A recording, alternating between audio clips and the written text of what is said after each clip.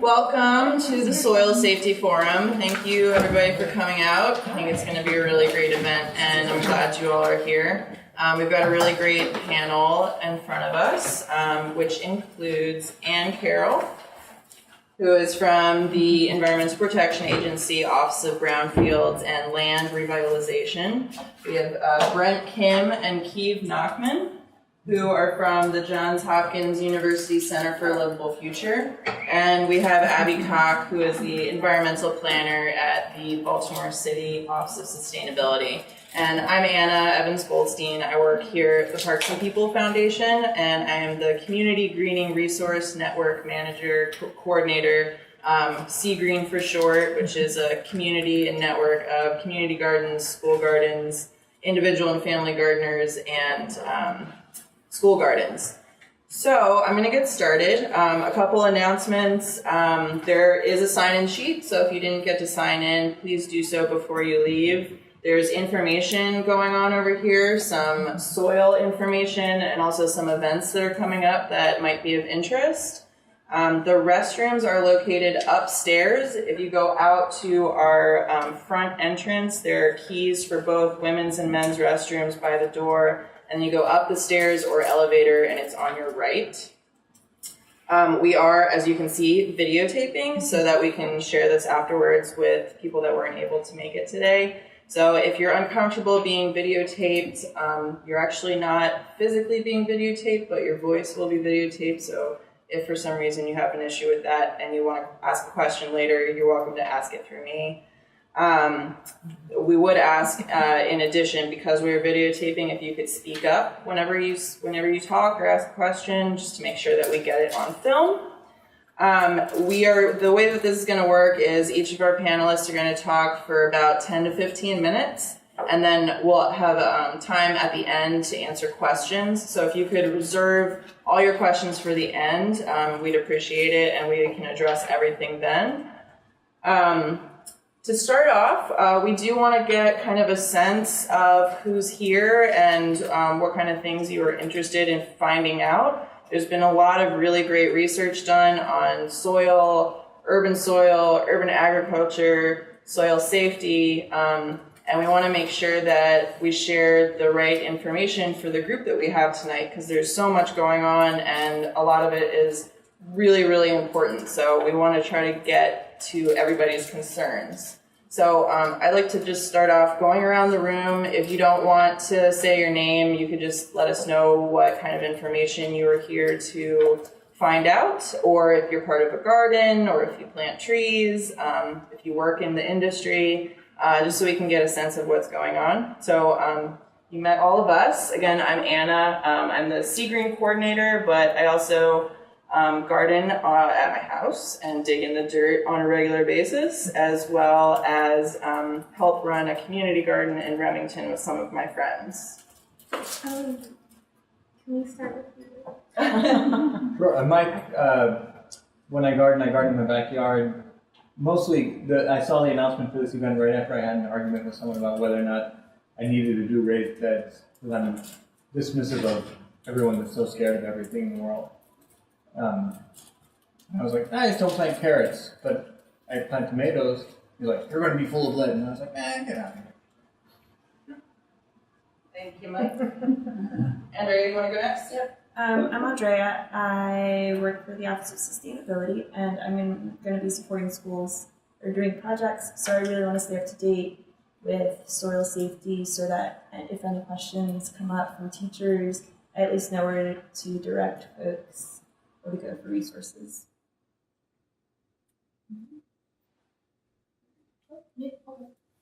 Hi, I'm Cliffy. I actually work in this building at Parks and People. I just started as the Community Forestry Project Organizer, and that means I've planted a lot of trees consistently, and I pretty much live my life in dirt, planting little things at home, so I like that I get to do it for a job now. I'm Jen. I wear a lot of hats. I'm a Hopkins School of Public Health grad student. I'm a nurse at the University of Maryland. I'm also a study coordinator, working in 2 public housing developments here in the city, and I really garden in my backyard, grow things, blah, but I really am interested in knowing more about how to make gardening and like farming more accessible to laypersons. I'm Rob. I work at Loyola University. I'm helping with the Environmental Action Club this semester, so I'm just trying to get some good information. I work with the Baltimore Orchard Project a little bit, and I've been working at Talmar Farms up in Towson. So I kind of want to learn more about soil safety because I'm one of those naysayers that thinks that my tomatoes are going to kill me if there's a little bit of light. So sorry about that. But I've only been really digging in the dirt for like 2 years now. My mom was like a very much a Lysol type of person. I'm glad to hear that. My name is Yao Xuefang. I'm working in Parks and People Green Infrastructure Division. My job relates to a lot of vacant lot redevelopment and school kids volunteer events that are really interesting in soil safety. And I'm Kate Dowling, a project assistant with Parks and People's Green Infrastructure Program. So basically the same thing, working with a lot of community gardeners. And hope to have information on soil safety without it being scary to them. Talk about it. My name is Dave. I work for the city, and I'm just kind of interested in sustainability issues. I just want to know. What do you do for the city? I work for the environmental control. Thank you. Okay. My name is Camila. I am a teacher, and I also garden at Franklin Square. It's a school that I was at last year. I'm in Montgomery County this year, but I'm regularly in the dirt. I have my own ornamental garden at home, and I'm not afraid of any kind of dirt. So I'm interested in learning about soil safety and teaching my kids how to be safe in soil. Future master gardener. I'm Sam. I actually also have a life goal of being a master gardener. So.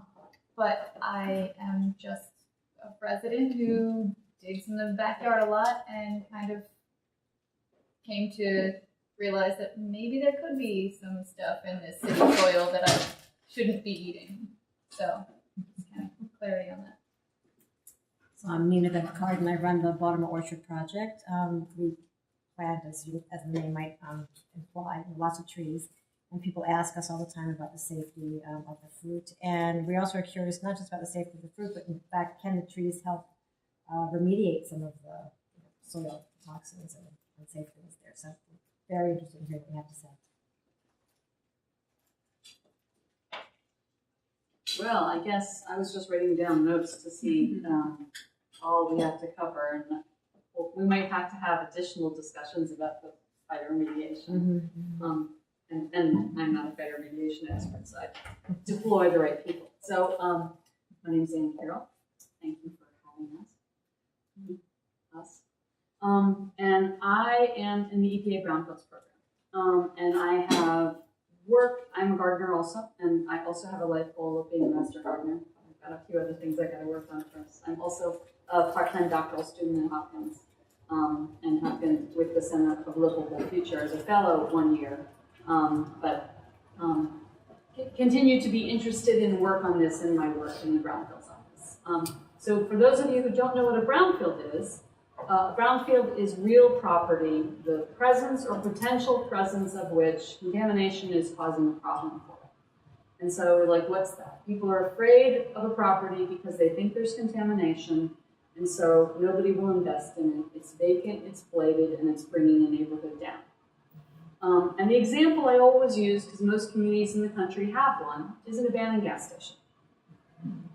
But there are many things. This building, before it was revitalized, could have been a brownfield. Pretty much most kinds of abandoned, contaminated, vacant structures and lots where people are really worried there might be a contamination because of their property history, it could be a brownfield.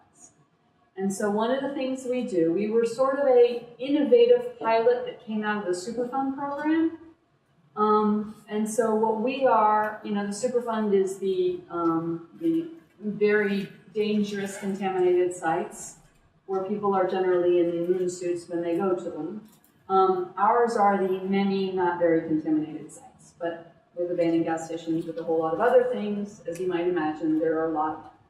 There has been an estimate of about 500,000 around the country, but honestly, we stopped estimating. Because sometimes the contaminated site happened because it was a perfectly compliant industry, but they had a fire, or they were hit by a tornado, or something else happened, and as a result, the property is now contaminated, and the extent of the contamination is not really understood. So what we do is we give grants. Well, we do a lot of things, but in the Brownfields program, we give grants primarily to local government, state governments, federal, state or tribe, local governments, essentially to help them, like, should we be afraid of this site?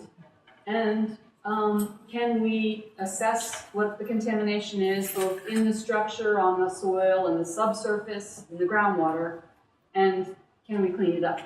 And hopefully there's some development interest, and what we're trying to do is create that more sustainable future. Some of our properties, luckily, aren't contaminated. And so that little bit of money has made somebody who's interested in the property go forward with the project. Because it's like, okay, for big projects, the cleanup might be just another zero. But for a lot of small projects, that's the difference between something happening or not. But we've created parks, we've created, affordable housing, brownfields have been turned into a lot of things around the country. So I do encourage you, if you want to know more, obviously you can contact me, but you can also go to our EPA Brownfields website to learn more. And there's success stories from different parts of the country. So for soil safety, obviously, as growers, the EPA doesn't decide where you grow, and they don't decide what is safe. And that has been something that has been really challenging in the last couple of years. I started getting involved in this really in 2008, because everywhere I went, as the kind of food prices rocketed, everybody made the rational decision of, wow, food prices are going up, maybe I can grow this and it'll be cheaper. And oh, there's these vacant lots, maybe we can grow it there. And so I had my hair on fire moment of, oh my gosh, just because it's vacant now doesn't mean it wasn't something else before. Doesn't mean they're all dangerous, and maybe you can eat your tomatoes, but there's, what are the steps you need to do to make sure, it's not contaminated, it doesn't pose risk, and how do you control that? So obviously we always think about lead, because we talk about lead, because we used a lot of lead. And that is a primary concern for a lot of growers. But lead isn't the only thing that happens in urban soil. And I think that's a really important thing. It doesn't begin and end with lead. We know more about lead because we've tested more for lead. And the fact that we know that we had it in paint and gasoline and in other products, and we use them around the country, means it's the first thing we look for. But we shouldn't stop there. So in this particular area, because you're a port city, there were other things that happened. So sometimes in port cities, ballast. Now, what ballast is really depends on the port city and what the operations were. In some areas, because this is actually one of the first cities that had power, you had both manufactured gas plants. So essentially coal was burned down to turn into a gas. So that left kind of tarry residues and soots. There's also a lot of arsenic sometimes in coal, and can even be mercury. So that is sometimes an issue too. If you saw a layer of coal ash where you were, digging up to turn in a garden, that might make you think maybe raised beds really are the best answer here. But sometimes it isn't contamination. It's sharps, it's needles, it's other kinds of pathogens. So I don't want to kind of oversell that the only risk is a chemical contamination, bless you. And sometimes it's not practical. Some house was leveled and it's been buried into its foundation, and you have 5 foot of concrete and rebar. And so you're going to have to do a raised bed because you're not going to be able to get into that material. So when I started getting involved in this in 2008, I went and looked to see what had EPA done, since I had been working on this in an earlier life, and found the EPA hadn't really done a whole lot. So I would also encourage you to look at the Lead Safe Yards project, which I was involved in when I was in Boston. But that's only lead, and lead isn't the only thing. So one of the things we did is we mobilized essentially all the EPA regional offices, and our state and tribal partners to start looking at lead and looking at how they could use our resources to assess and clean sites for urban farms, for community gardens, for other kinds of food activities. We have found lead, we have found arsenic, we have found petroleum, we have found PCBs, we have found PAHs, we have found a lot of pesticides in gardens. Both already operating gardens that nobody had asked these questions at the beginning of, and then places that somebody thought, oh, this is a great place to put a garden, and we've said, let us use our money just to make sure it's safe. How much are you going to be exposed? That's really the biggest question, because you can have a contamination there, but it might be at a low level, and so the risk over time is going to be diminished as every good gardener adds new clean material. And so the things you're doing to improve plant health are also going to dilute whatever contamination is there. But for the school gardens, you then are the most at-risk population is going to be having school, curriculum designed around this, having soil contact, maybe accidentally ingesting or inhaling the materials. And so that's the other thing you think about. Who is growing? How often are they growing? Because really, we're talking about an equation of the risk is the hazard and the exposure. And if there's contamination there, but you're not exposed to it, well, it's maybe an ecological issue, but it isn't a gardening or growing issue. But if there is a hazard and there is exposure, then it's really who is being exposed, what is the duration of that exposure, what is the nature of that exposure? And is it something that can, easily be managed by a community garden and gardeners, or is it something you really want to, shunt to the environmental experts? And we are out there, so you don't have to do this all by yourselves. And there are public health experts who can answer these questions. So we're not expecting you to do all the, calculations. Right now, the standard that people use as a kind of rule of thumb is a residential reuse standard. And so there are soil screening levels, which are really just the start of the examination of a site. It's not the final word, it's not a final number. So maybe I will stop there, let my colleagues go, and hopefully I've given you enough food for thought for a real robust discussion afterwards. Thanks, Ann. Hi, everybody. My name is Keith Nachman.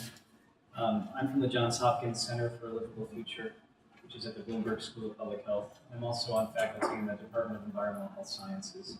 If you'll indulge me for just a second, I want to tell you a little bit about my research and how I've stumbled upon this issue and give a caveat for the rest of the things I'm going to say.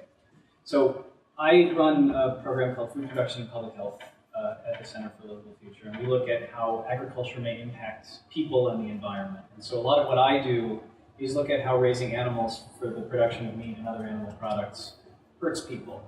Could you speak up a little bit when the AC is running? Sure. It's a little bit harder to hear. So I spent a lot of time looking at how we shouldn't be conducting agriculture, and I had an epiphany a couple of years ago that if I only rail against our mistakes, I'm not really helping pave the way for a better approach to producing food. And so along with Brent, who you'll hear from in a moment, and some other colleagues at the center and some external partners, my eyes were open to the wonders of urban agriculture. And I've become a big fan. I'm a practitioner of suburban agriculture, though I'd say that most of the food I produce goes to the wildlife that live near my house.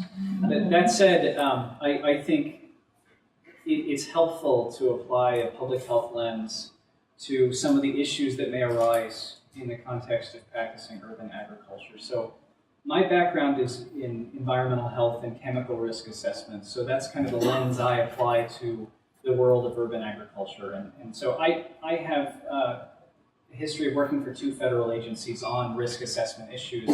And I have a little bit of a sense for how sites have been used, especially sites that are slotted for redevelopment into other things.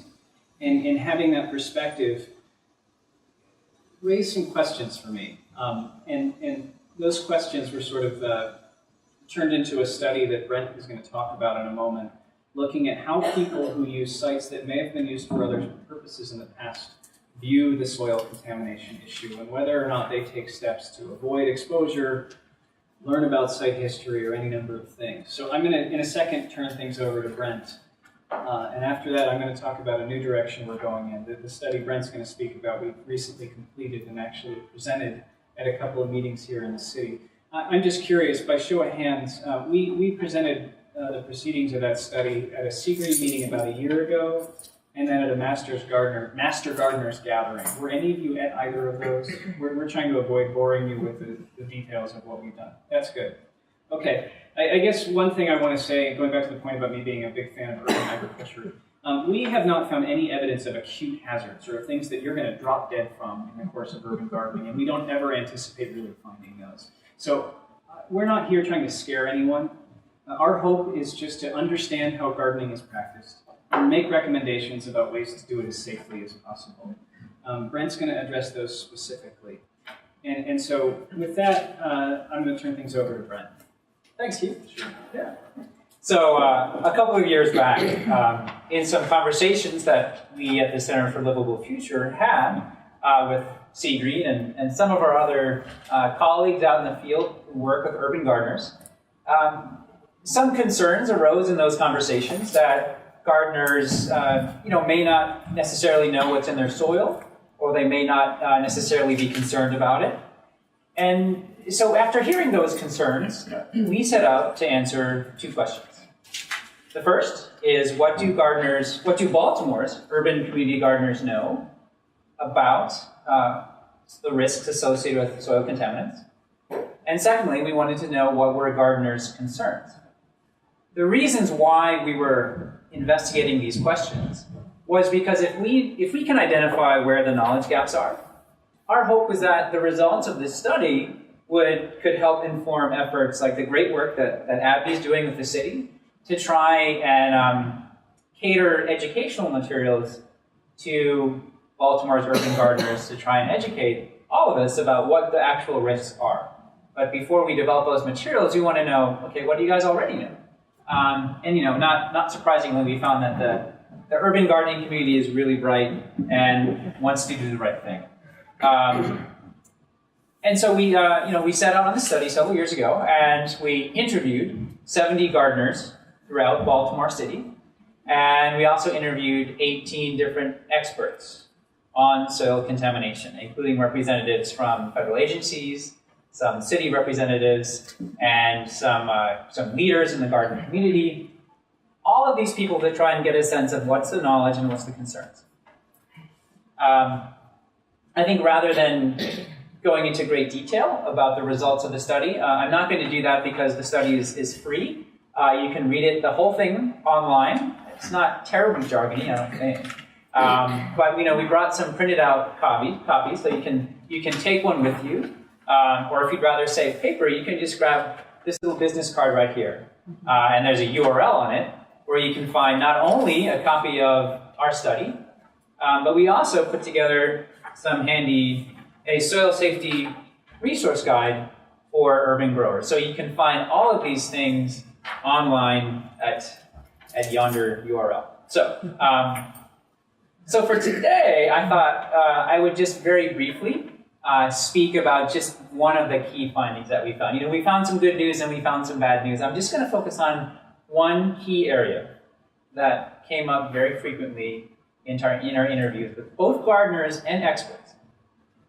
And that is that gardeners' concerns, at least among the gardeners we surveyed, their concerns about soil contaminants were very frequently alleviated if they felt that raised beds were being used. Very often we heard from gardeners and experts, we're using raised beds, so everything's fine, thus we don't need to worry about soil contaminants. This kind of speaks to a point you raised, Mike. And so there are a lot of good reasons to use raised beds, and they certainly do help. You're bringing in, hopefully, new, clean soil to grow your materials in. Hopefully it's clean. But what I'd like to do is, again, not to deter you from using them, but just share 5 limitations of raised beds that folks should keep in mind when they're using them. Okay, so here we go. First limitation of raised beds. So there are studies that suggest that, so we're going to talk about children, and I'm going to talk about children in particular because they have less body weight. So when a child is exposed to lead or some other contaminant, the ratio of that contaminant to their body weight is much higher.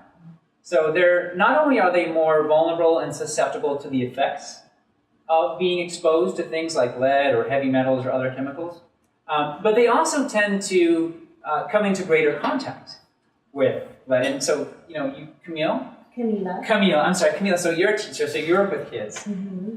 Where do they frequently put their hands?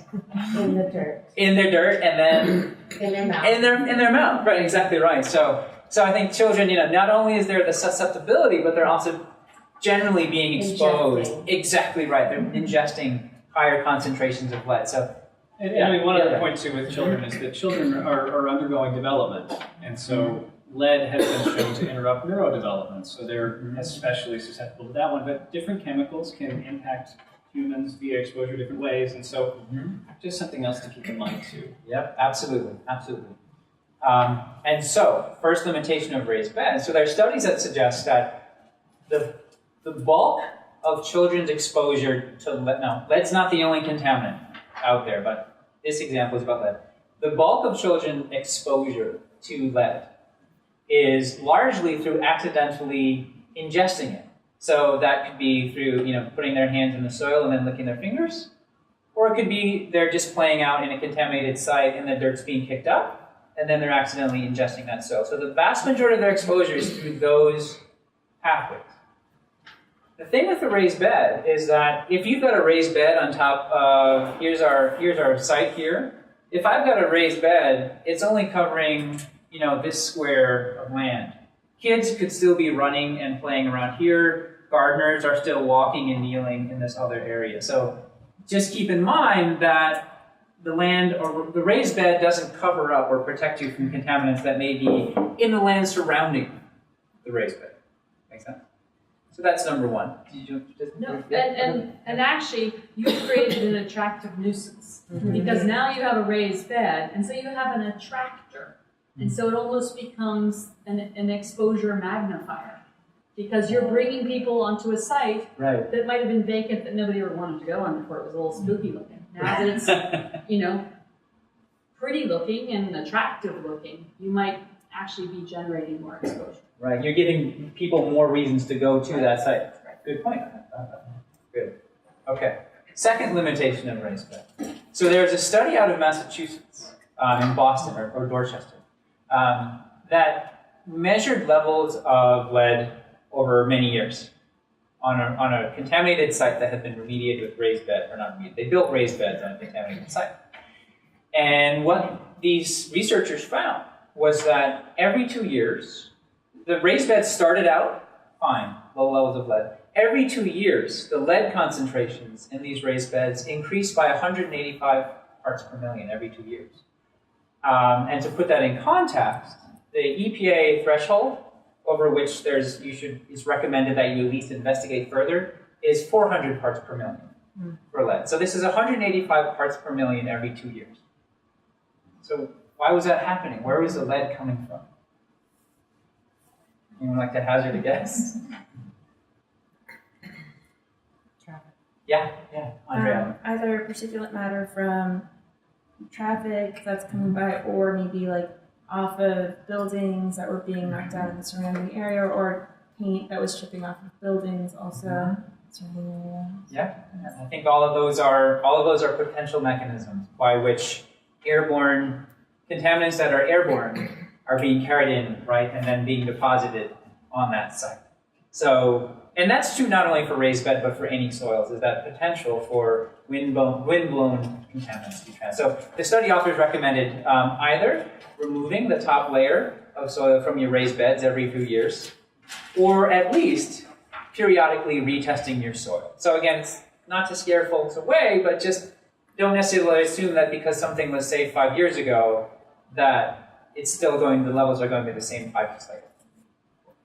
All right. Limitation number 3 is that you want to be mindful of the material that you're using to build your raised bed. So there have been studies that have identified elevated levels of arsenic in raised beds that were built using lumber, treated lumber, that was treated with a chemical called copper arsenate. So, for example, you wouldn't want to use railroad ties or other forms of treated lumber to line your beds. Cedar is expensive, but maybe other options could be just mounding up a raised bed without using any liner at all. Or now, of course, they don't use copper arsenate anymore. Is that right? But they've likely replaced it with something that we'll later find out is a problem. Right. So Yeah. untreated lumber is available. It's cheaper than treated lumber generally. It won't last as long, but it's a safer alternative. Yeah. And you can tell because it has a green tint. Limitation number 4, just make sure that the roots of your plants aren't extending below the raised bed into native contaminated soil. And limitation number 5, make sure that you're not filling your raised bed with contaminated soil. It sounds like a no-brainer, but just make sure that that's coming from a trusted source. And possibly yes. even a tested source.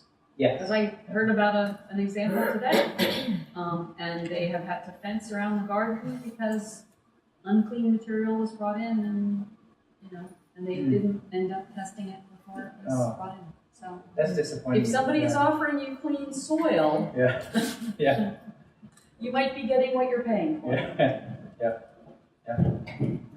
So those are 5 limitations of raised beds. And I think I'll wrap up with 4 take-home messages for things that you can do as gardeners.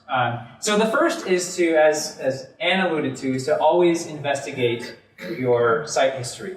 How was your land used before it was a garden? Good news, in our study sample, 75% of gardeners knew their site, at least how it was before.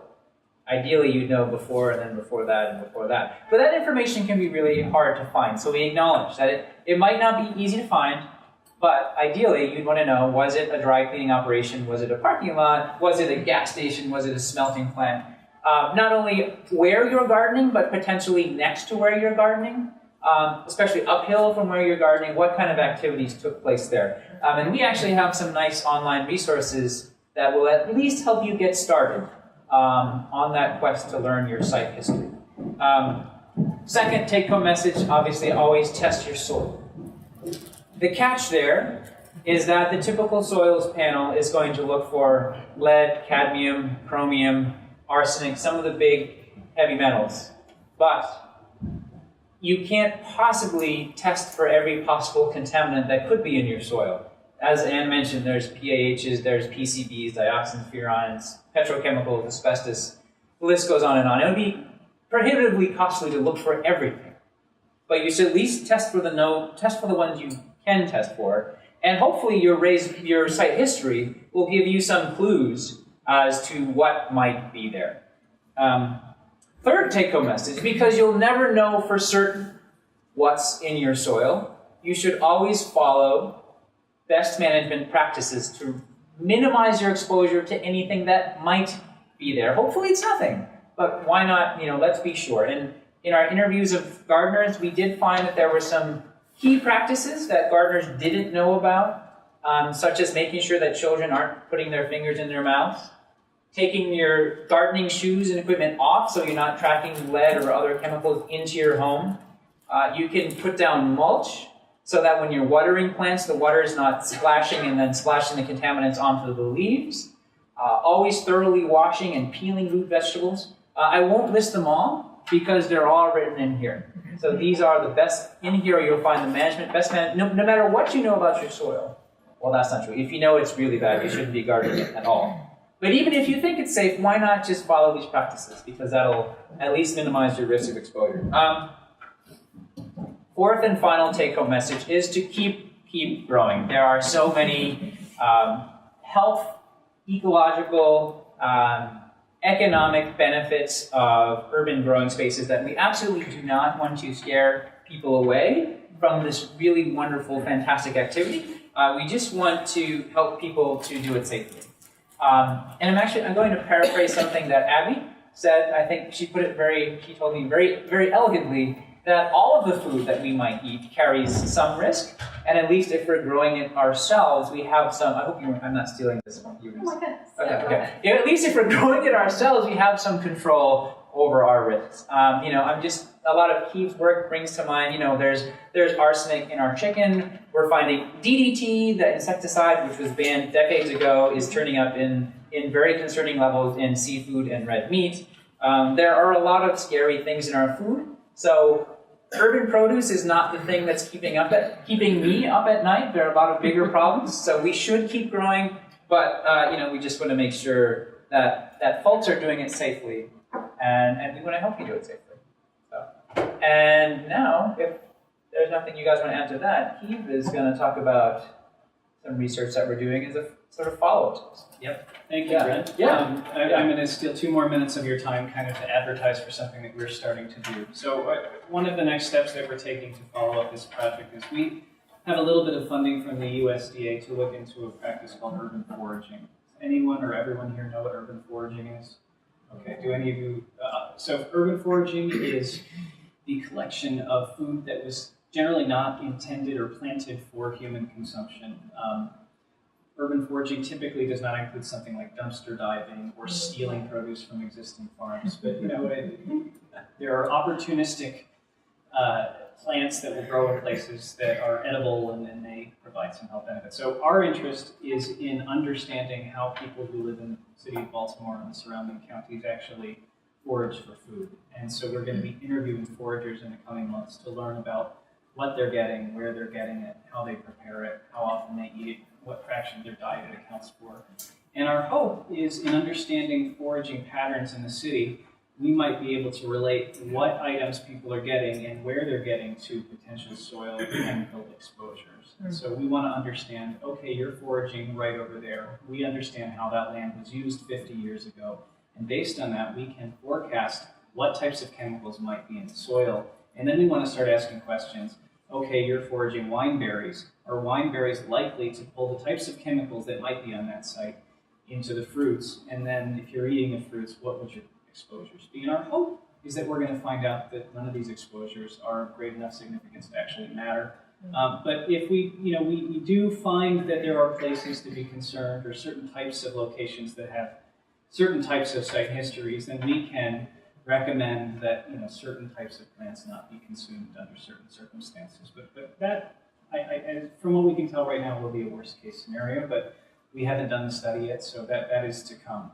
So anyway, we are waiting for a couple of procedural things to finish at Hopkins, but we're going to start recruiting for that study in the next few months. So if you are an urban forager or you know of people who are foragers, we are excited to hear from you, and we hope to involve you in our recruitment. So with that, I think I'm going to pass the torch again. Okay. Just to add what to that, in addition to looking at the potential risks associated with foraging, we do also hope that having a better characterization of where and what people forage could also maybe help us measure and find evidence for the benefits of foraging. Or anecdotally, we've heard there are a lot of studies that have where participants have reported mental health benefits of getting out into nature and communing with nature and foraging for themselves.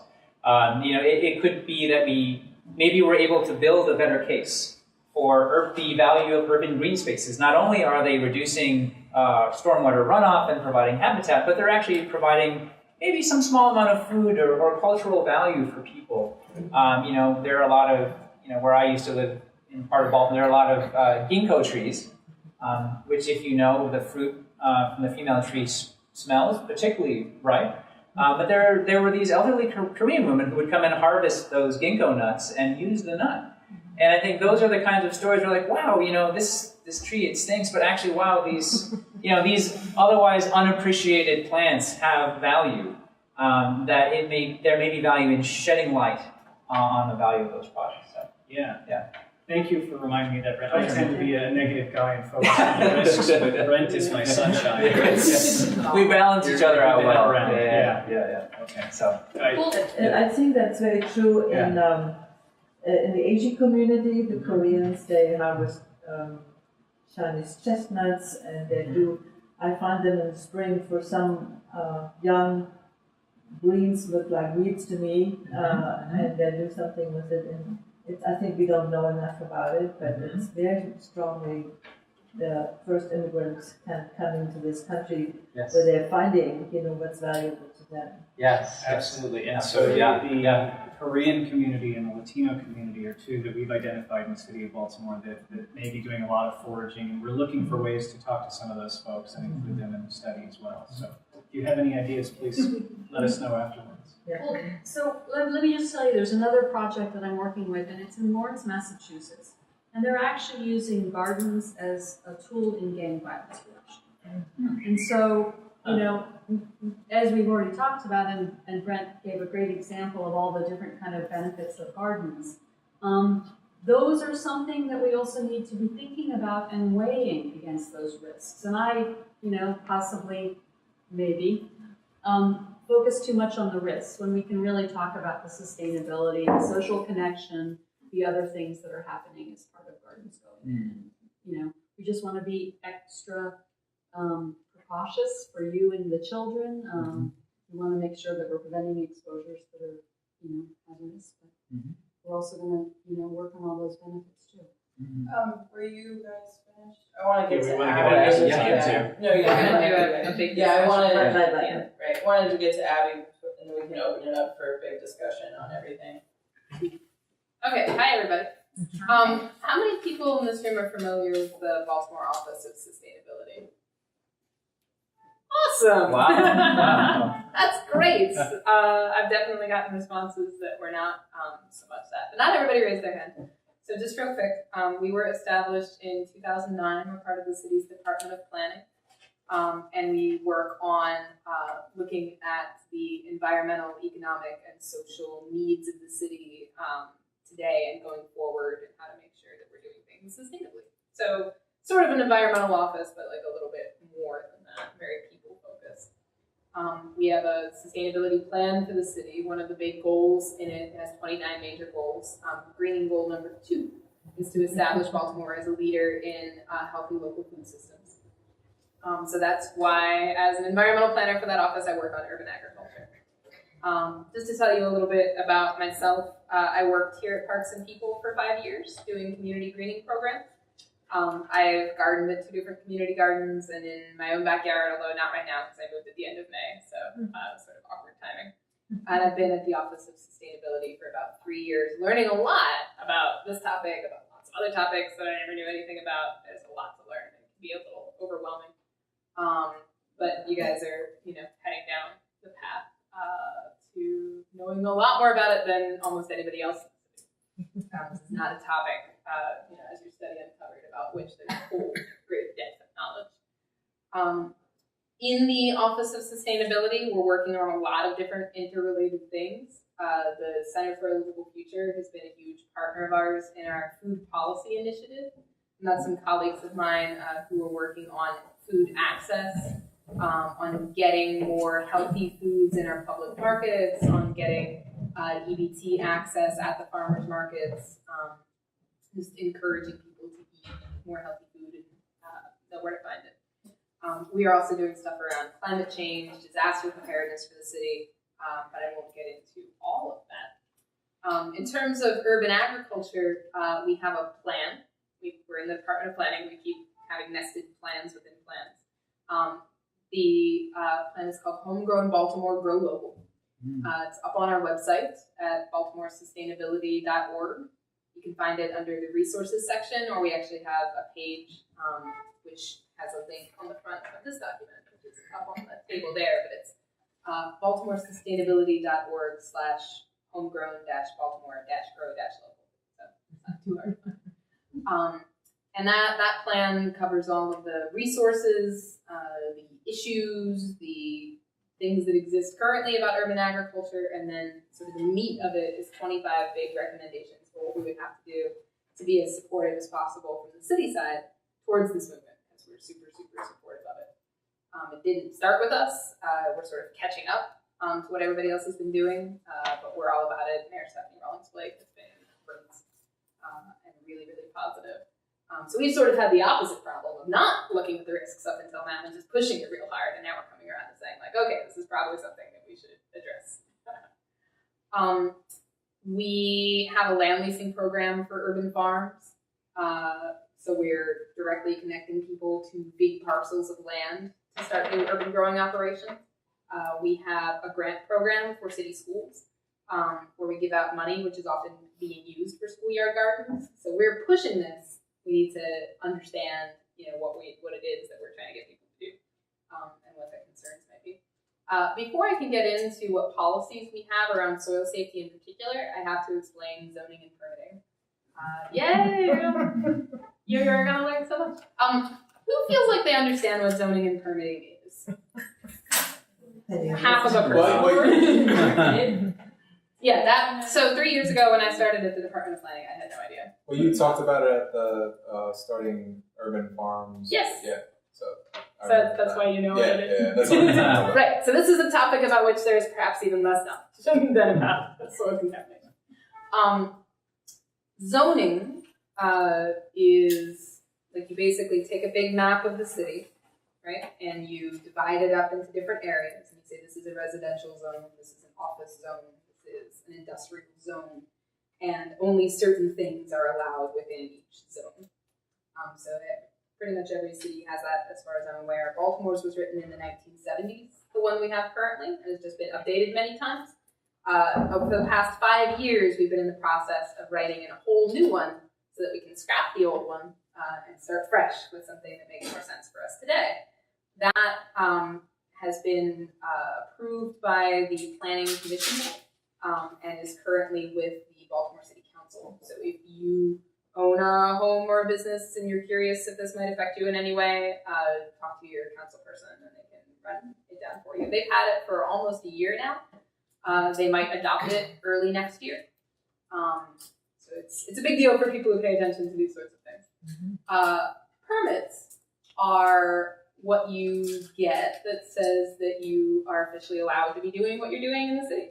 So, if I started to build a house tomorrow on a vacant lot, even if I owned the vacant lot, I would immediately get stopped and they would say, you don't have a permit, you can't be doing this.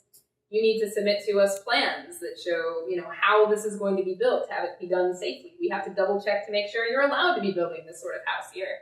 We need to tell you, how far it needs to be set back from the road. There's all sorts of, things you need to do before you can get your permit, and then you can do it.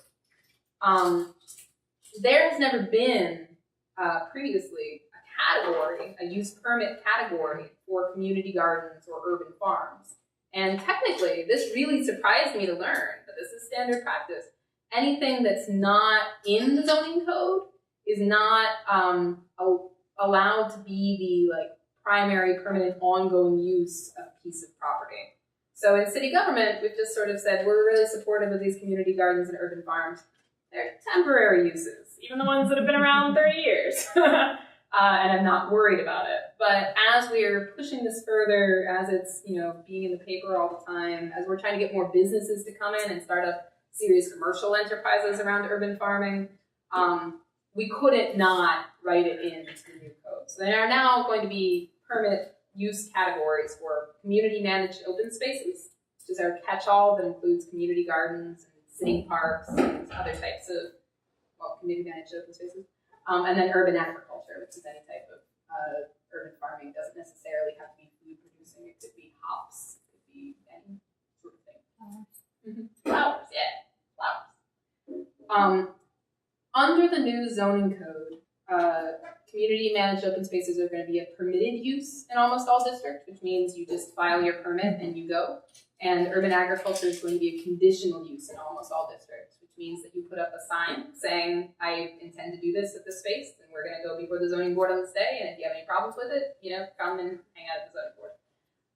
And if people do have concerns, it's sort of an innocent until proven guilty thing, but if people can make a convincing case that there are some issues with having that use at that site, the zoning board can set conditions. That's why it's a conditional use. So they can say, well, you have to be set back, 10 feet from this other property. You can only operate during X hours. You can do this and not that. So that's what the universe is going to look like for community gardening and urban farming. And in each of these use categories, there's a set of standards to follow. They're very minimal, straightforward. One of them is if you're growing food for human consumption, you need to give us your soil testing results. And so we wrote that in. It seems pretty non-controversial. Everybody agreed it was a good idea that everybody should be testing their soil. We're not trying to legislate every tomato in the city. This does not apply to your backyard. It doesn't apply to schools. You know, that's their own property, and if they want to set standards, they can do that, but we're not regulating them. It doesn't apply to institutional land if Hopkins wanted to put some hoop houses on their land. But when you come to us to get our official blessing for something, which you don't have to do if you're planting some tomatoes on a vacant lot, you know, just as an experiment to see what happens. If you are not trying to establish this as like the permanent primary ongoing use of the space, you still don't have to come to us for a permit. But when you are, you know, really formalizing, building fences, putting up signs, you know, in it for the long haul, getting grants, like at that point, you should probably consider getting a permit once this is the law, which is not yet. And at that point, we would want to see soil testing results. And so we did that, and then we realized, well, we had to say, what is it that we want from you? And then we fell down this rabbit hole of this as being a really complicated subject. We were really hoping that some other city had a model policy that we could just adopt, but we are leading the way. Which has been true for a lot of things. Baltimore is really on the cutting edge of the urban agriculture movement in a lot of ways. There are people who are doing stuff that we're not doing, but we're doing a lot of things that other people are doing. You can keep goats in the city now. You may or may not have been aware of this. So we ended up writing, and to be fair, a lot of it is appendices with follow-up resources. One page is introductions, one page is like my contact information. But it's a 12-page document at this point. Oh, I'm sorry, 11-page document, which is our soil safety policy. We don't necessarily expect anybody to read this. It's publicly available now. It's, you know, it's meant as guidance for anybody who's growing food on their backyard or schoolyard or whatever, but it's also the policy that will guide, you know, how you submit your information to us if you are trying to get a permit. And so this is really, I think in terms of its utility, even though it's open to the public, it's going to be read by us as the bureaucrats to figure out how we, you know, manage this program. And then we need to create, before the new zoning code comes into effect, like a little brochure or flyer or something a lot cleaner and shorter to guide people, and then we can answer questions for them. And that's how that's going to look. But I will tell you what is in this, so you know what we will be looking for. We're going to ask everybody to test their soil, unless you're on like a completely asphalted site, basically, for the reasons that Keith and Brett described. Even if you are using raised beds or importing soil, if you're growing near existing soil, we still want you to do some soil testing. And again, this is because we've been pushing this movement, you know, to kids, trying to get kids to go out on field trips to urban farms and community gardens. You know, if we're going to do that, which we want to continue to do, we need to take some responsibility. So everybody needs to test pretty much. We mentioned the fact that there's, you know, professionals who do this, that you can get what's called a phase 1 environmental site assessment. Those cost thousands of dollars, and so that's not what we focus on in that document. If you have those resources and you choose to go that route, then that professional will take care of it for you, but we've sort of created a DIY guide in here as to what we would be looking for. The first step, and Brett went through some of this, is assessment. So we go through the different resources to learn about your site history. You could be just asking your neighbors. We reference their map, what's called the Sanborn maps, which are available at the Enoch Pratt Library, that were created. Actually, it's really interesting for fire insurance purposes, and so they're detailed maps of what was where, and they needed to show what dangerous uses were where. So if there was a gas station or a paint factory or whatever next to your house, you could find it out on that map. That's really neat. And we reference, you know, if there was this sort of use and it was uphill of you or even on your land, you know, this is what you might need to be concerned about. So site assessment. And then testing is mandatory for the contaminants of greatest concern in Baltimore City and the ones that are cheapest to test for. So this is lead, arsenic, chromium, and cadmium. And there are universities that further up the East Coast that will do those tests for you very cheaply. And they're just, you know, found through a lot of Baltimore City. Arsenic is in a lot of South Baltimore because of the businesses that were down there, the industrial businesses. even if you're in the midst of a residential neighborhood, the city was founded in 1729. We're due for a really big 300th anniversary party soon, and that's a lot of history. So we don't want to make any assumptions, at least for those contaminants of greatest concern. And then if your site history assessment did show up anything else of concern, we want you to test for that too. We provide some guidance, especially with lead, to analyze your results for you, and we direct you to people who can help you analyze, any other more unusual results. And then the last section is to set in place practices to deal with whatever you find. So we've got the same sort of list of best practices that the Center for a Livable Future provides, and that Brent referenced about, wash your hands, think about the types of food that you're growing. If there's a moderate level of contamination at your site, it's not that big of a concern. Maybe don't grow certain root vegetables. It's pretty liberal as these things go. And then if you do have higher levels of contamination, we talk about how you can put down a layer of clay or a special fabric, and then put soil on top of that and mulch your pathways. If it's passed for lead, 2,000 parts per million.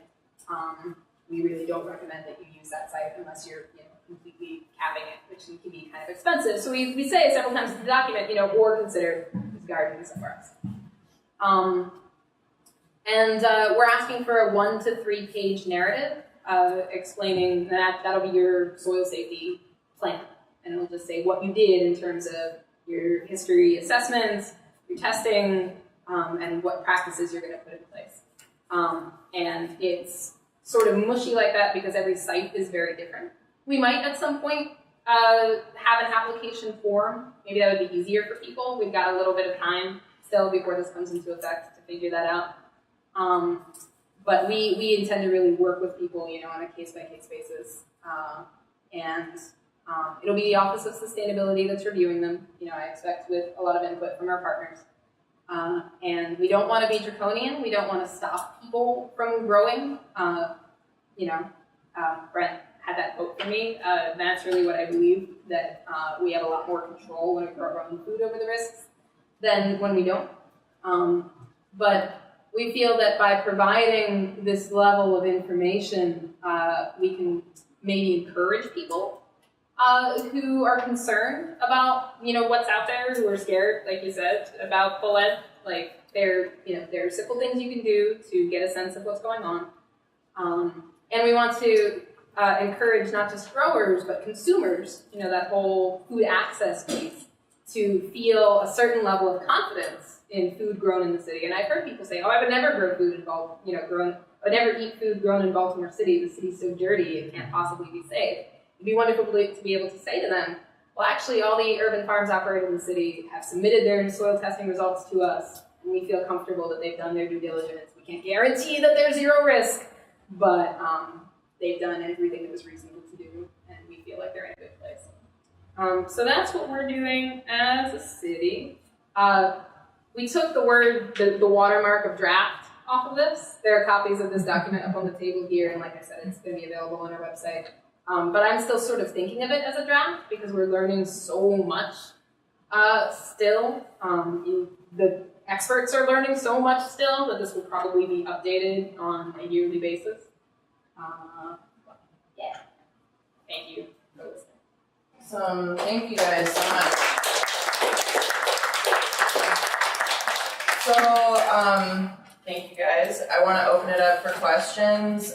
If we could have questions first, and then if there's questions about things that you heard, or if you have questions about things that you didn't hear that you think our experts up here might be able to shed some light on. And then if you have anything to add to the discussion, we can sort of open it up for more of like discussion based after we get some questions answered. So, does anybody have any questions? Yeah. Okay. This one is just remember to speak up so that everybody can hear. Sure. This question is directed to Anne more so than anything. I was wondering, in terms of proximity of schools to sites that might have contaminated materials in them, like, are there regulations specifying how far away a school or a school playground property must be located or built. Like, does it have to be a certain distance away from a brownfield site? Does it have to be, are there regulations around that kind of construction in the city? So there are no federal regulations that would control that. But there might be city rules. And that it would be a great opportunity to encourage the city to apply for a grant to assess the site. If there's some concern that school or community center or location had a history that might not have been considered as part of the, selection of that site for, whatever its use is now. So there aren't any rules for us, but it is something that, we continue to look at. There was a school in Florida, and it was right next to an abandoned gas station, and it was both the leaking underground storage tanks, and it was of an age when the lead was still in gasoline, but also, frankly, the lead on the sign and the lead on the building deteriorating going into the playground. That was the issue, not the actual school site, but the neighbors' contamination, both wind blown and then, bad, unsafe lead removal practices. So, I think the city and the Environmental Health and Sustainability Office and Health Department, would care if there were unsafe practices on a facility or a property next to a school. A lot of schools were actually cited long before we had a good understanding of what it means to be exposed to environmental chemicals. And it's difficult to move a school once it's been cited. And there have been instances where a factory that's in operation near a school has ultimately been shut down as a result of environmental health concerns related to air pollution. But that's a challenge, an ongoing challenge. The EPA has committed a small amount of money to at least understanding air pollution around schools. I don't think they've gotten to the point where they're routinely looking at soil around schools. And so that's the other thing is, and I say you can encourage the city to apply for EPA resources to check these growing areas and make them safe, because that is part of our land use planning. Unfortunately, we have this legacy of contamination because we had industry. So it's, hopefully it won't take us the several hundred years to clean it up, what we've been using the last 100 years to do. But, if it's going to be the site by site and neighborhood by neighborhood approach, well, it's good that we're doing it, and you as gardeners are contributing to that. The more clean new material that you're bringing in, the more you're stabilizing the soil, buffering its pH, so those metals aren't actually moving in the soil. And the more we will be learning about with our exposures. And you've heard, and we didn't maybe get as explicit as we might have. Our concern is often the exposure to the soil, not the uptake into the plant. And so for lead, there's very limited uptake of lead into a plant.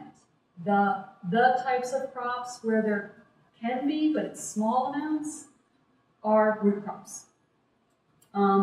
Leafy greens, just because of the deposition, so the splashing and the soil actually getting on those curly, like kale leaves, it's really hard to clean them, and so there might be a little bit of deposition on the leaf that you would accidentally ingest. Cadmium, preferentially, is picked up by a lot of plants, and so unlike other metals, rice there's been a lot, and Keith's done a lot of the work on the uptake of arsenic by rice, and there's some, examination of other crops. So lead is not one of those metals, and I have this as received wisdom from other soil chemists and agronomists. So we are, as public health, as environmental, and as agricultural folks, now talking, because historically, you would say you're getting a soil test, and the plant and soil scientists would be saying, hey, we tested it, it's fine, but they were looking at pH and nitrogen and phosphorus and potassium. And we were like, well, no, we were worried about the metals. Oh, well, we didn't test for that. And so even that, using that same term and not understanding it, we're using it in different ways, has created misunderstandings and,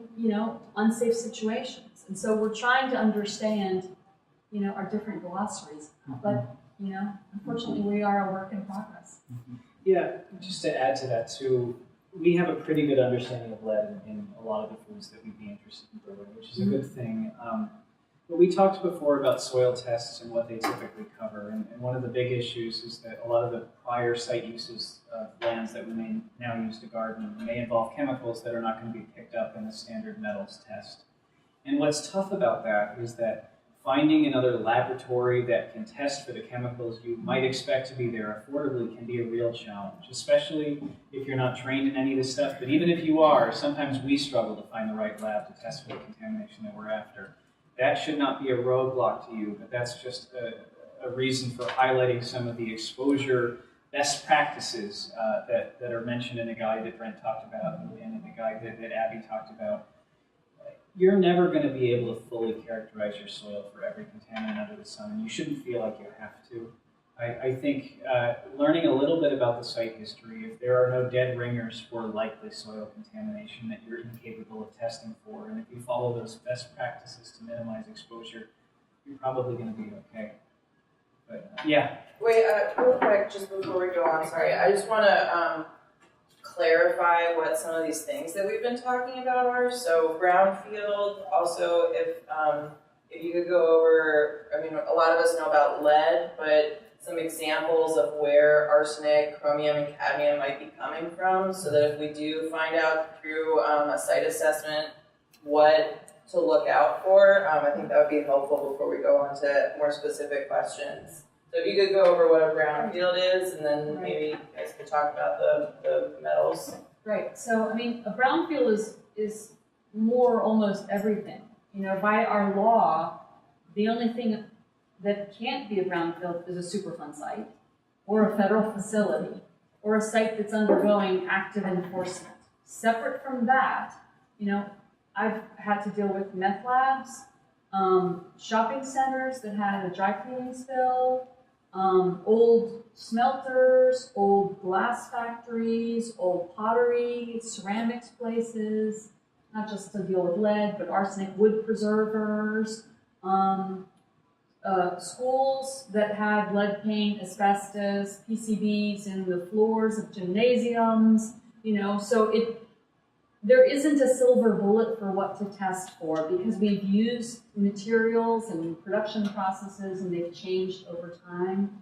And so that is where, you know, maybe you're pushing something into, you know, we really need to get and pay for that environmental expert. And that's not on you all. That's, you know, getting the city health department, sustainability office, planning department to apply for a brownfield grant, and let's get out the consultants and do the sampling of the, you know, the rest of the periodic table that might need, you know, looking at. So in general, brownfield, according to the definition that the government uses, is a site that has been determined to have some sort of contaminant. No, that's actually the advantage of our funds, is you can just, you know, you can find out if there's contamination or not. It's the presence or potential presence.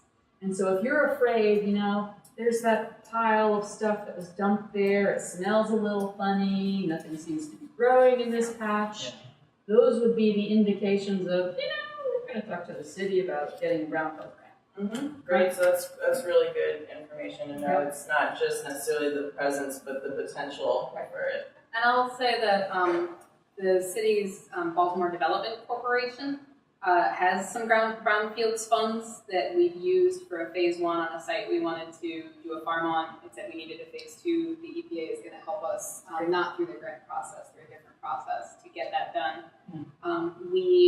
So if you had a site that, just like you said, you were specifically concerned about for a specific reason, we might be able to find some funds or get some help. We applied for a brownfields community-wide assessment grant in this last year and did not get it. I had a long phone conversation with the reviewer. He said we were really close. So we do intend to do that again. But yeah, putting pressure on us to do it certainly couldn't hurt. Great, thanks. And a little bit about cadmium, chromium, and arsenic.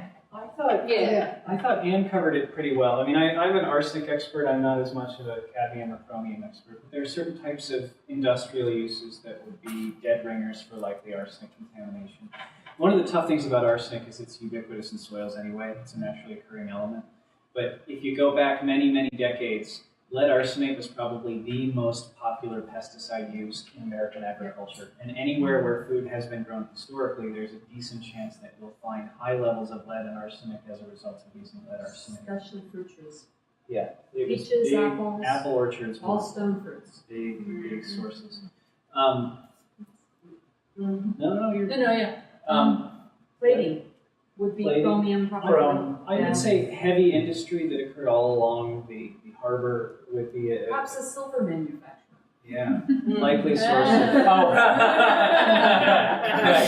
Good. Likely source of metals contamination. Yeah. So sorry, plating would be for chromium. Chromium depends. Could be especially. nickel. Depends on what they were plating. Electroplating, you'd have some different alloy mixtures depending on what it is you're plating and also what you're plating it with. And so, And cadmium. Cadmium, I would say many of the industries we just described would also yeah, like involve cadmium. that would almost be like kind of form work. So when you're making brass pumps and when you're making certain kinds of fittings and fixtures for heavy industry, again, how they were making those things. They were adding different things to make it softer or harder, to make it resistant to whatever that production process was doing. And so, and maybe they had this thing, they were substituting for that thing inappropriately. And so, whatever they were manufacturing unsafely, maybe it was as safe as it was at that time, but that was 200 years ago. And so there might be some cadmium contamination there. But I've seen it more as like metal refinishing, power plants, incinerator areas. I guess one of the shortcuts for metals and heavy industry is that heavy industries, or sites that have been used for heavy industry in the past, are probably great places to apply a metals panel. So a metals panel, which is the typical soil test you'll get if it goes beyond lead and covers arsenic, cadmium, chromium, that will pick up those types of contaminants. So that is a perfect, one of the rare instances where we have the perfect test already on hand and inexpensively.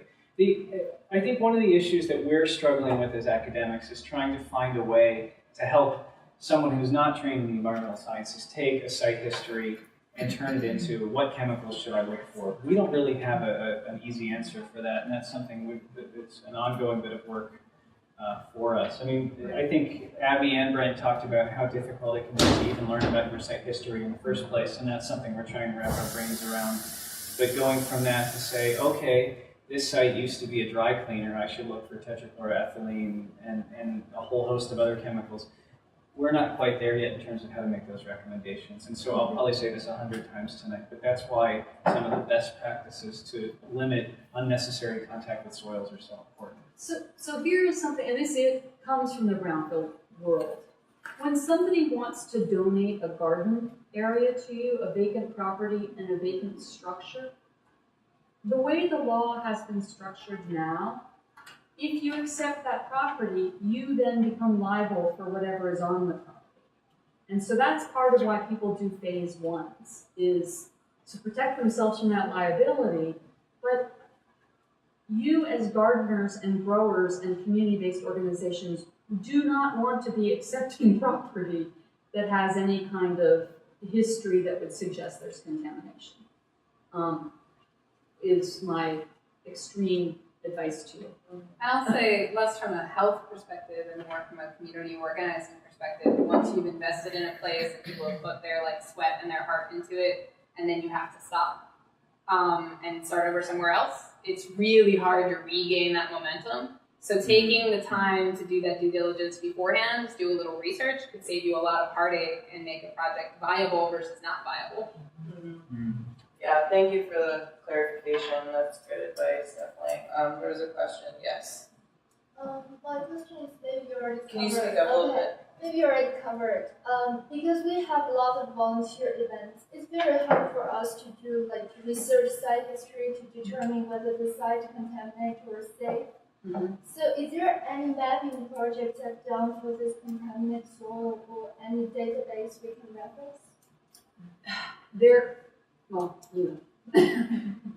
easy answer is no. There are mapping projects that keep track of Superfund sites. So those are the highly contaminated sites that Ann talked about before. I believe there is also on our mapping. So you should pick up a copy of our soil resources guide. That map also includes brownfields that has been redeveloped. EPA has websites. There is a website called EnviroFacts that keeps track of different types of environmental hazards. But what you're after is there a website I can go to say, okay, the soil in this particular location has been tested and it's okay to garden here? But even the close spots for testing. Even the... When near that spots has been tested, you feel like there's a problem there. There's no systematic program to test soils. And I am not aware of any record-keeping system that EPA even has. Actually, there's a brownfield database. So Cleanups in My Community has Superfund sites, RCRA sites, which are landfills and kind of, regulated industry. Some locations where there was an emergency response, it kind of shunts you into a different system, but you can kind of find out, did the guys in moon suits have to go and take some barrels away? And then brownfields. And so you can see all the ones that we have. Baltimore has actually received a number of brownfield grants over the year. The American Visionary Art Museum is on a former brownfield. So there have been successful examples and projects, and you can get all that from the mapping.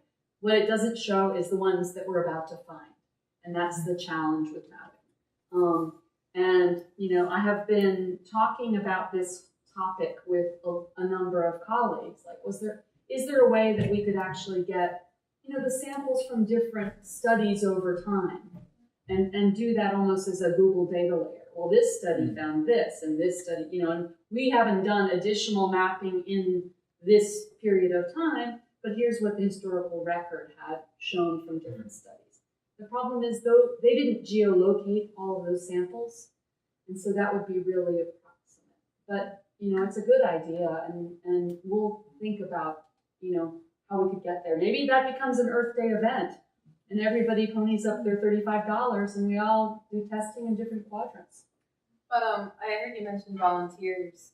As somebody who used to lead a lot of volunteer events where people were digging in the dirt, I think if I was doing that now, I would just say, hey, we can't guarantee that there's not lead in the soil where we're planting bay grasses today. So, wear gloves and don't eat it. I think also, I know we keep saying best management practices, but those are really important. I think one that gets lost in the mix a lot is tracking dirt into your house on your shoes. I think people kind of are aware that they shouldn't eat the dirt and they shouldn't touch their face, or they should wear gloves or things like that, especially when you have volunteers on sites where there's like a trash pickup or something like that. People tend to use gloves, but it's just as important on your shoes. You can track it into your car, you can track it into your house, and then your dog's lying on your rug and you pet it and then you eat lunch. So I think that's a really important one to point out to people, because it's one that people don't think about quite as often.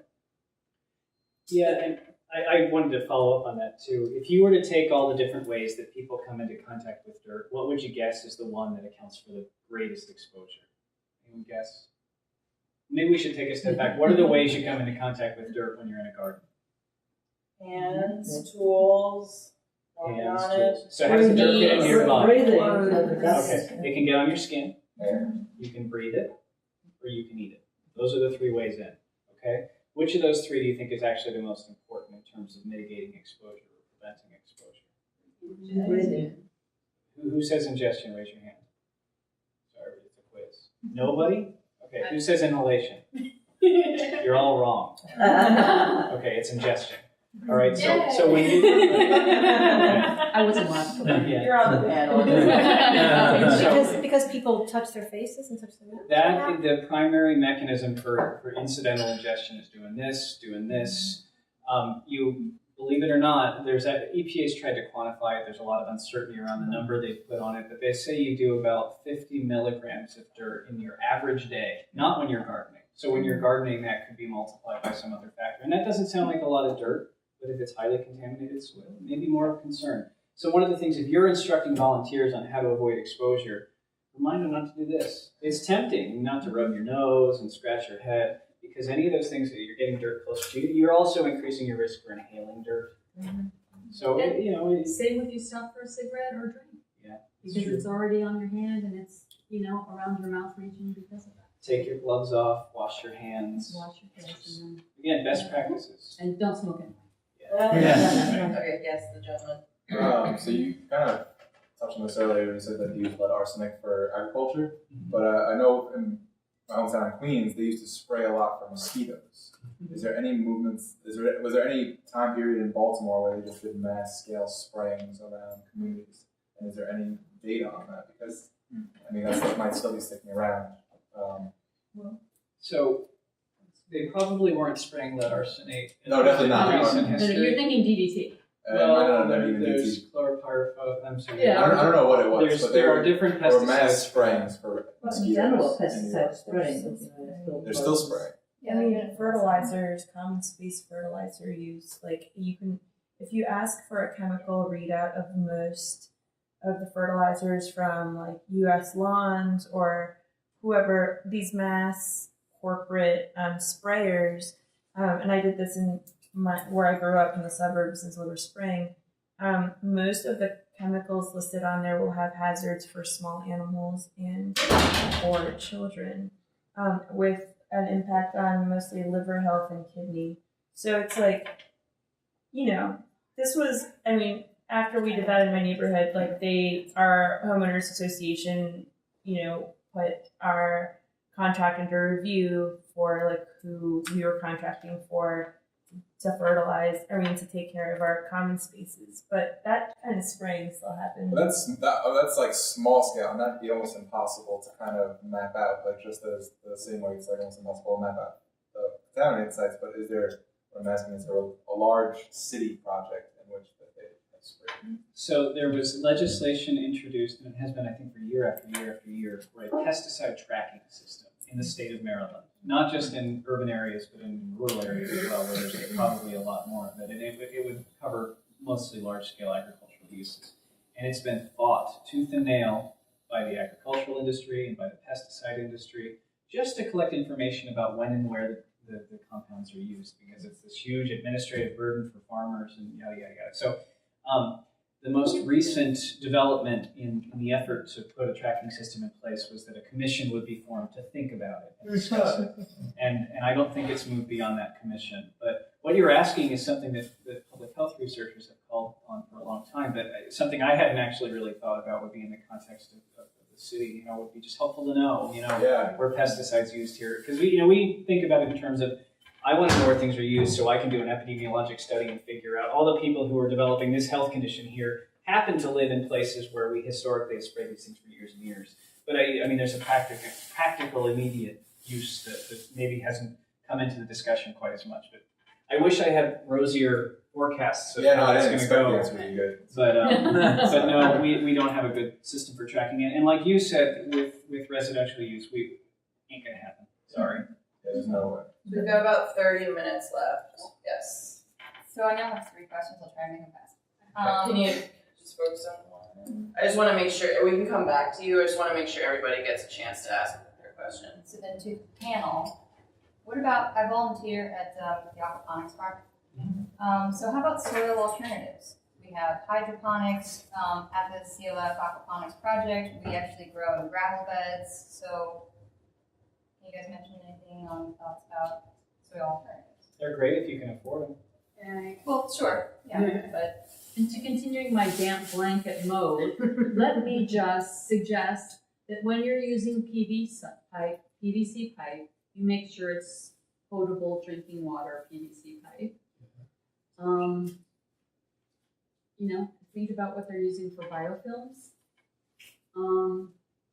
But I think the soil medium is an interesting question, because there are certain types of vermiculite that have in the past been found to have been sourced in an area that had naturally high asbestos levels. So I don't know, kind of what the hydroponic growing medium is that's kind of used conventionally. So If you're drinking asbestos, it's not as big as a deal.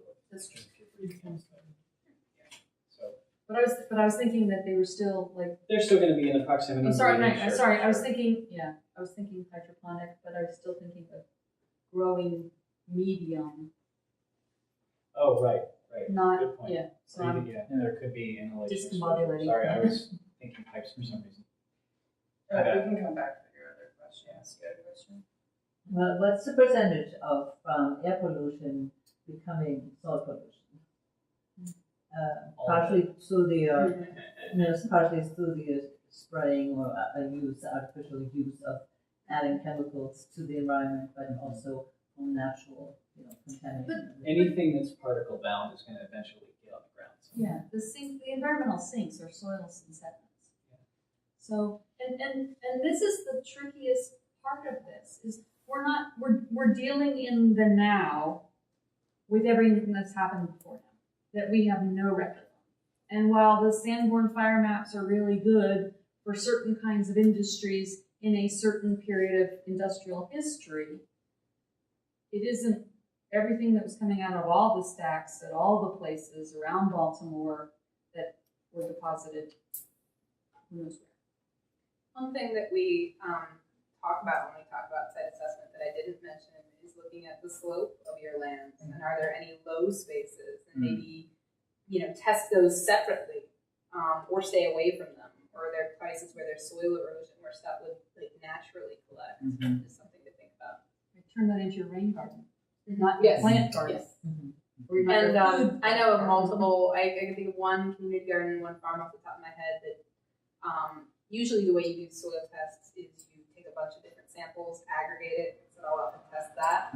Where they found they were okay when they did it like that. But when they looked at it a little bit more closely, there was one area that was actually a problem. If you're going to do that, mark where you sampled. Yeah. Because if you find a result that you're not happy with, you then have to try and recreate it and dig into it a little bit more. So, and it need not be something that just makes people want to pull it out. It can be a popsicle stick or something that wouldn't really be visible. Do mark where you're sampling if you're sampling. Yeah. And to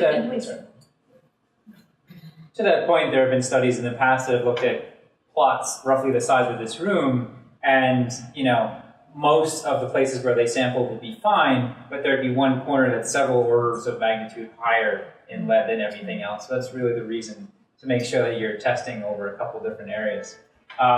Also, things to look for is that there may be a shadow, so to speak, of an elevated lead level next to the face of a building, for example. And interestingly enough, Baltimore doesn't necessarily have a lot of lead on the walls of buildings, but even where there might be a lead-painted windowsill, sometimes you'll find that there is a shadow of elevated lead beneath the windowsill.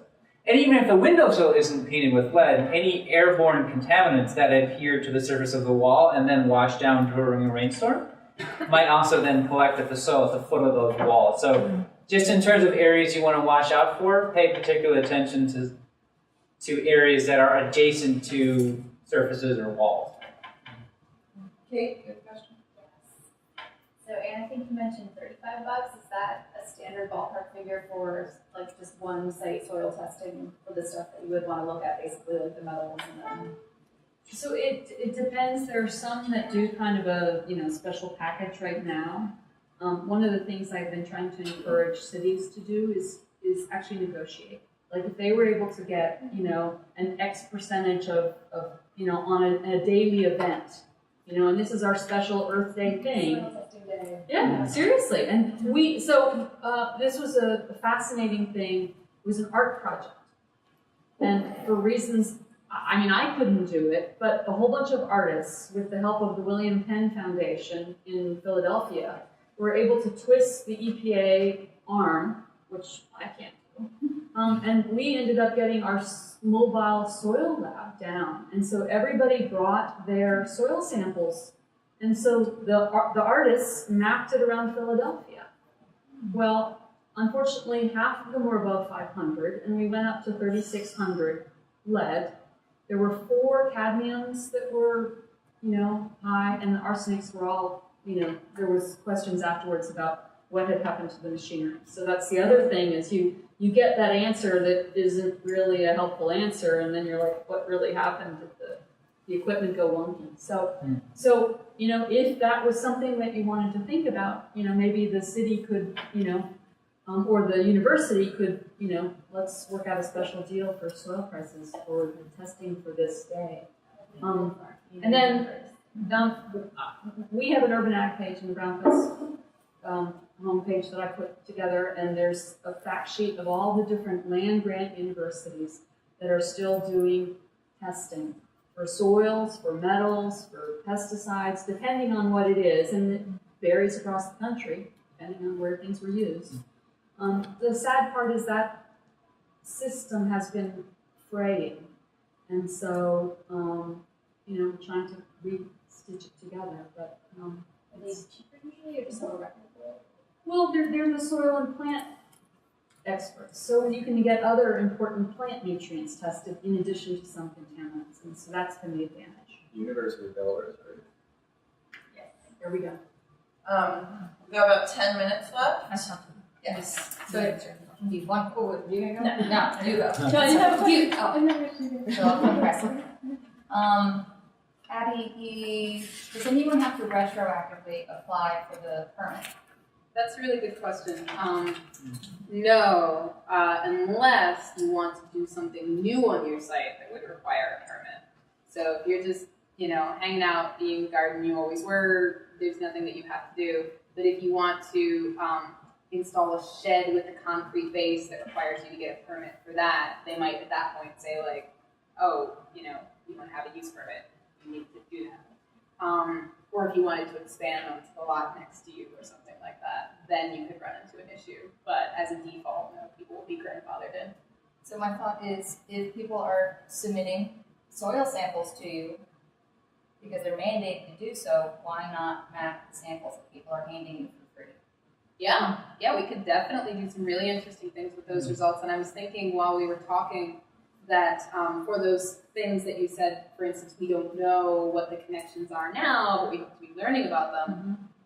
If people do a halfway decent job with their site history assessments, we'll have a lot of data to then go back through and work with. Yeah. We have no idea how that's going to go in terms of how many people will use the permit process. I hear interns in the future. Yes.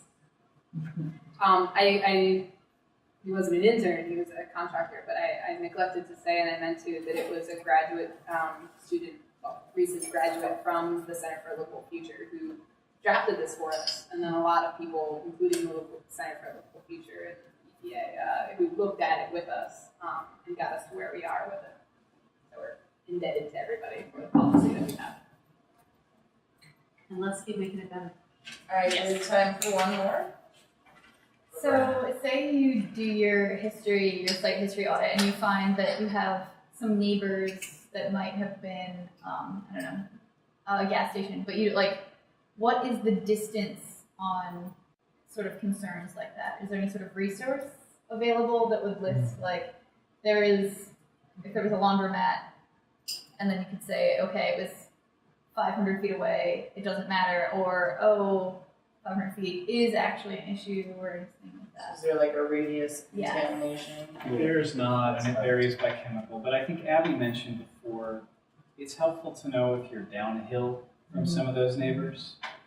That's one good place to start. I would never be so bold as to try and give you some specified safe distance, because there's a lot of variability. And there's a lot of variability in how these former site uses release chemicals into the environment. Did they have a stack? Did they have someone walking out the back and dumping something? Or was it a leaky underground storage tank? It depends. So I think, as a reviewer, as somebody who doesn't have the luxury of saying, I don't know, unfortunately, I think I would say that if you were adjacent and level or downhill to a use that was of concern, then we would want to look into it further and ask those questions and find out who can tell us, if you need to be concerned. And anything else we wouldn't worry about. Awesome. Well, thank you all so much. If you have any follow-up questions or specific things, we'll be around for a few minutes. But thank you all for coming. Really appreciate it. Thought it was Thank you so much great for event. coming. Yeah. Yeah, thanks. Thank you. Yeah, it's no fun if people don't show up. So thank you all for your interest. Oh, great. Well, thanks, Rob. Great.